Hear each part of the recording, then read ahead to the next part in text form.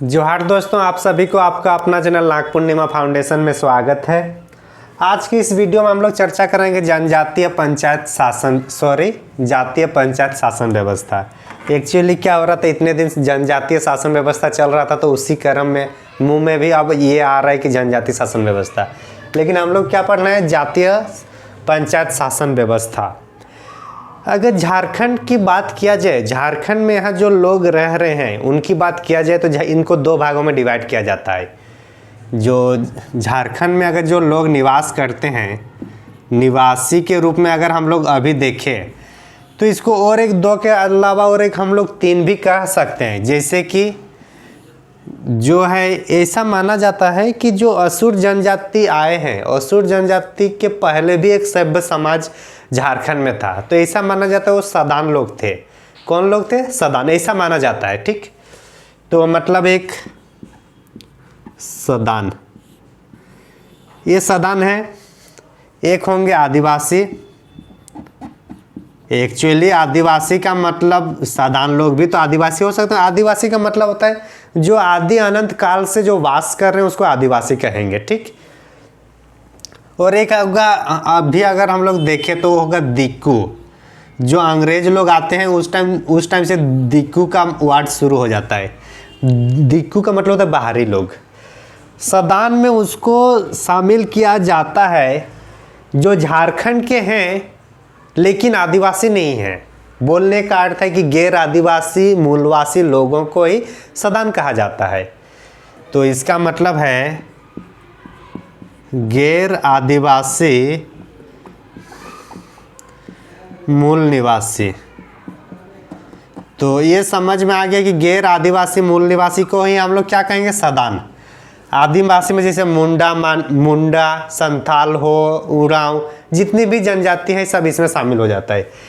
दिक्कू का मतलब होता है जब अंग्रेज लोग आए, या फिर अगर हम लोग फनी मुकुट के टाइम से देखा जाए तो जो वाराणसी से लोग आए, या अंग्रेज के टाइम जब जमींदार लोग आया, जब स्थायी बंदोबस्त हुआ, तो जो जमींदार लोग, जो मतलब गैर निवासी जमींदारी जो लोग आए, स्वतंत्र जमींदार जब आए तो लोग को दिक्कू कहा गया। मतलब जो लोग बाहर से आए झारखंड में, यहाँ पे काम धाम कर रहे हैं, यहाँ पे इस्पात, यहाँ पे जो भी इंडस्ट्री है उसमें शामिल है, तो उस टाइप से लोगों को दिक्कू कहा जाता है उस भाषा में।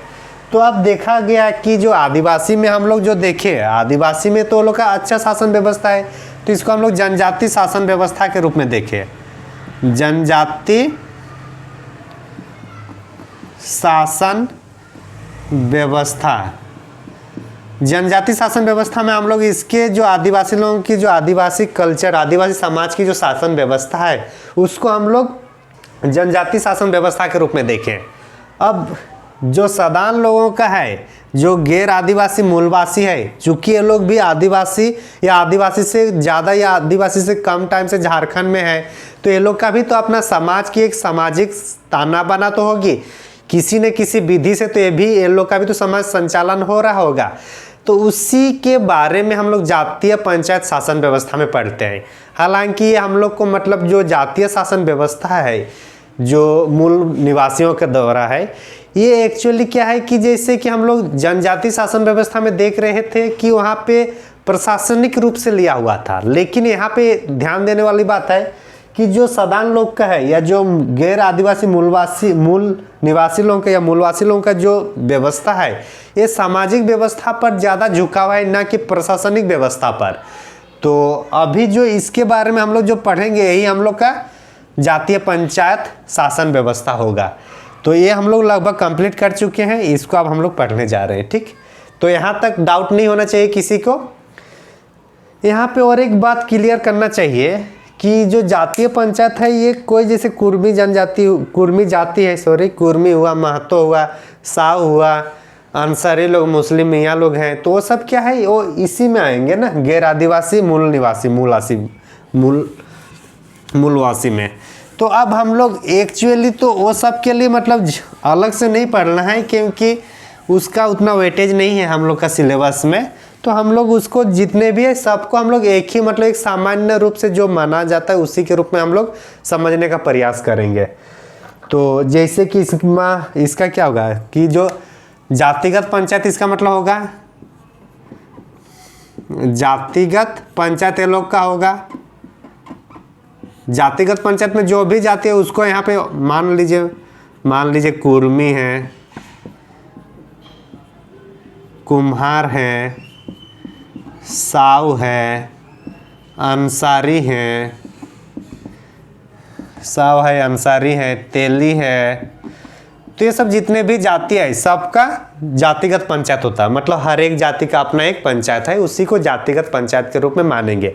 जब जातिगत पंचायत की बात आती तो वहाँ पे एक अध्यक्ष होंगे ना, तो इसका क्या होगा फिर, एक अध्यक्ष होंगे। अध्यक्ष बनाया जाएगा, उसी जाति के लोगों के द्वारा चुना जाएगा।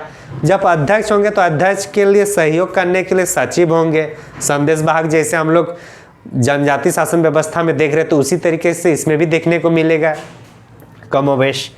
तो इसका जो सचिव होंगे, अध्यक्ष का कौन होंगे, सचिव होंगे ना, कामकाज को चलाने के लिए।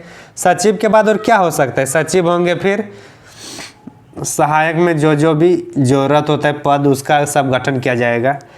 तो जब अध्यक्ष जो भी बात या निर्णय ली जाएगी वो सबके लिए मान्य होगा, और अगर कोई नहीं मानता है तो उसको फिर सामाजिक बहिष्कार किया जाएगा। जैसे कि बिटलाहा हम लोग देखते थे संथाली शासन व्यवस्था में, तो उसी तरीके से यहाँ पे भी सामाजिक बहिष्कार होगा जो नहीं मानेंगे। तो इतना दूर अगर हम लोग समझते हैं तो इसमें और क्या देखना है, इतना हम लोग देखना है सच्ची, ये मतलब मेनली इसको देखना है कि जो सदान लोग का है, जो जातिगत है, जो गैर आदिवासी है, वो लोग की शासन व्यवस्था को जाति पंचायत शासन व्यवस्था कहा जाता है।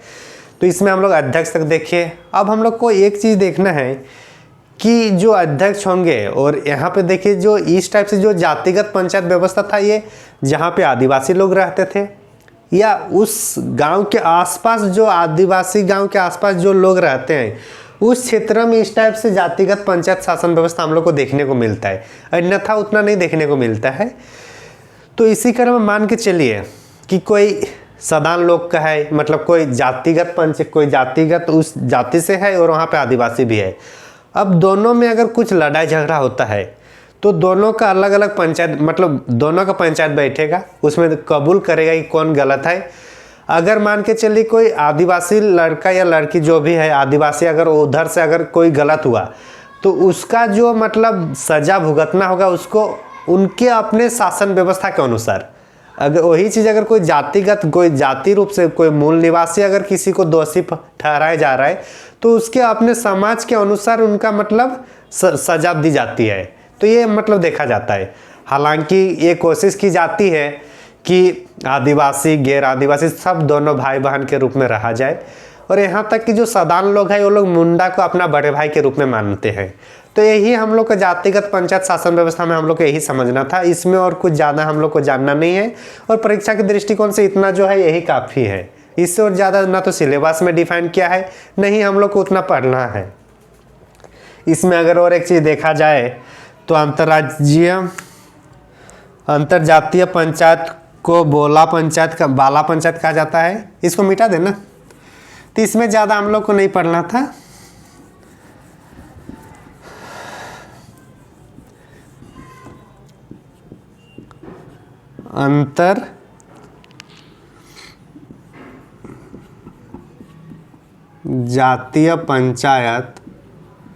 अंतरजातीय पंचायत को क्या कहा, बाला पंचायत।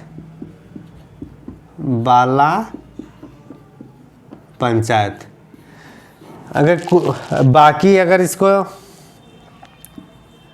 84 पंचायत भी कहा जाता है,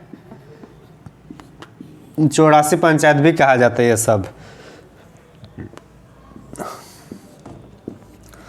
तो इतना हम लोग का परीक्षा के दृष्टिकोण से इम्पोर्टेंट है, बस इतना ही हम लोग को समझना है। बाकी हम लोग आने वाले वीडियो में हम लोग चर्चा करेंगे जनजाति के जो छोटे छोटे जो जनजाति है, जो शासन व्यवस्था जिनकी छोटी छोटी है, उसको भी एक बार हम लोग समझने का प्रयास करेंगे। थैंक यू फॉर वॉचिंग, धन्यवाद।